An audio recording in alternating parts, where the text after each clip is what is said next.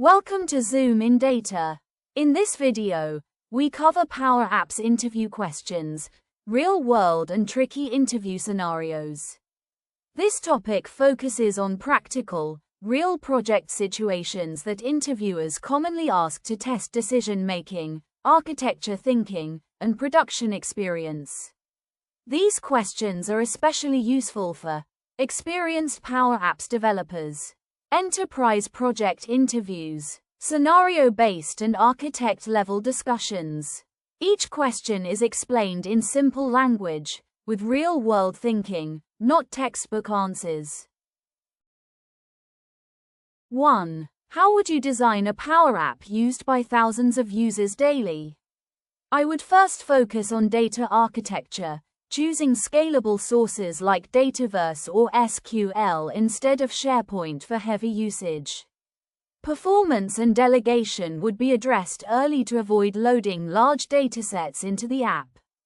Governance, security roles, and environment separation would be planned from day one to support scale and stability. 2. What would you do if an app suddenly slows down after deployment? I would compare production data volume with development data to identify scale-related issues. Delegation warnings, heavy collections, and startup logic would be reviewed carefully. I would also check whether new security rules or connectors are adding latency in production. 3. How would you handle a critical production outage?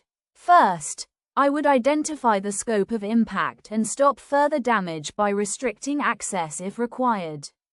Then I would analyze logs, recent changes, and data source availability to find the root cause. Communication with stakeholders would be clear and frequent until resolution. 4. What steps would you take if data becomes inconsistent? I would identify where validation or data rules failed, whether at UI or data source level. Audit logs and recent deployments would be reviewed to trace changes. Long-term fixes would focus on enforcing rules at the data source instead of UI only. 5. How would you redesign an app with poor performance? I would start by simplifying data access and removing unnecessary collections. Screens would be redesigned to load data only when required. Delegation-friendly logic would replace non-delegable operations. 6. What would you do if business requirements change mid-development? I would assess the impact of changes on existing design and timeline. Modular design would help accommodate changes without rewriting the entire app. Clear communication with stakeholders would reset expectations. 7. How would you handle user resistance to a new app? I would involve users early through demos and feedback sessions. The app UI would be simplified to match existing workflows. Training and small improvements based on feedback would improve adoption. 8. What would you do if licensing suddenly becomes a blocker? I would analyze which features or connectors require premium licenses.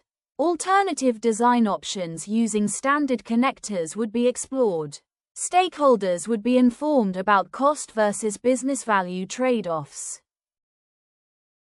9. How would you manage conflicting stakeholder requirements? I would document requirements clearly and identify common objectives. Priority would be given to business-critical needs. Trade-offs would be discussed openly to reach alignment. 10. What steps would you take to secure a sensitive app? Data-level security would be enforced using roles and permissions. DLP policies would restrict unsafe connectors. Auditing and monitoring would be enabled for compliance. 11. How would you support an app after the original developer leaves? Documentation and solution structure would be reviewed first. Ownership would be reassigned clearly. Knowledge gaps would be addressed before making enhancements. 12. What would you do if delegation limits are exceeded? I would redesign queries to be delegation-friendly. Filters would be applied at the data source level. Data modeling might be adjusted to support efficient querying. 12. What would you do if delegation limits are exceeded? I would redesign queries to be delegation-friendly.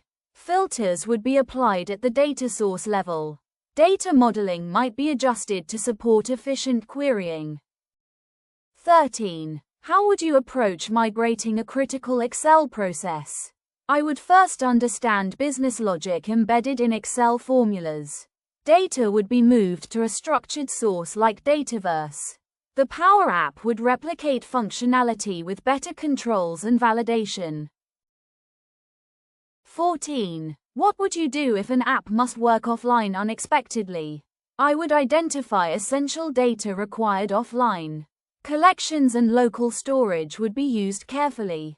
Sync logic would be designed to avoid data conflicts. 15. How would you design an approval app with strict SLAs? Automated workflows would track time-based escalations.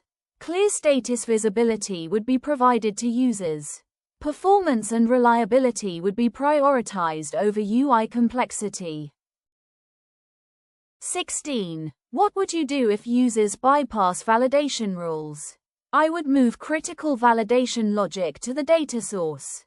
Audit logs would be reviewed to understand misuse. UI design would be improved to guide correct usage. 17. How would you ensure audit compliance? Auditing would be enabled at the data layer. Change history and access logs would be reviewed regularly. Validation and approval trails would be enforced. 18. What would you do if external integrations fail? Error handling would capture failures gracefully. Retry and fallback mechanisms would be added. Stakeholders would be notified proactively.